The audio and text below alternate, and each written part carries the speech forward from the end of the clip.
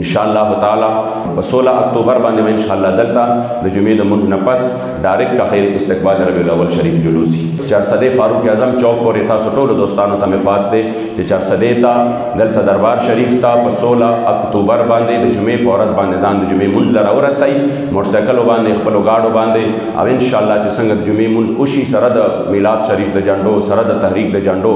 سره د لبیک یا رسول الله او د سید یا رسول الله د بیجنو په کار دا چې دلته کې ټول دوستان په مینه او محبت سره حاضري وکړي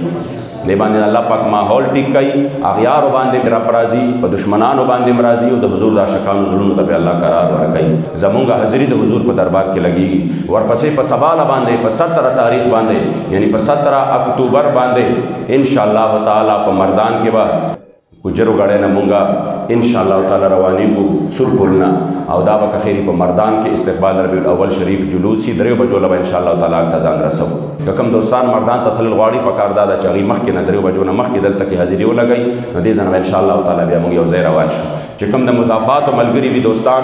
دغه پروګرام چې دغه استقبال د ربیع الاول شریف ریلی چې وي دا به په سرپرستی او قیادت د استاد العلماء امام المدرسین مفتی ابن مفتی حضرت شیخ التفسیر والحدیث حضرت علامہ مولانا ابو الفضل محمد فضل سبحان صاحب قادری دامت برکاتهم د استاد سے مبارک په مشرع کې به ان شاء الله د تاجدار ختم نبوت کونسل او د تحریک لبیک یا رسول الله زیر انتظام ان شاء الله تعالی د غزا رواني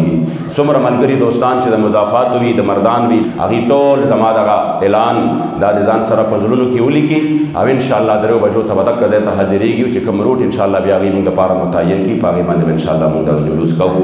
او بیا چې کله 12 ربیع الاول شریف اعلان وشي دا به ان شاء الله تعالی مرکزی جلوس هم د دک ځای نه د مردان نه د استاد صاحب په سرپرستی کې ان شاء الله روانيږي الله کریم جل جلاله دې ټول پروګرامونه په ډېر خیر او خوشاله سره وکړي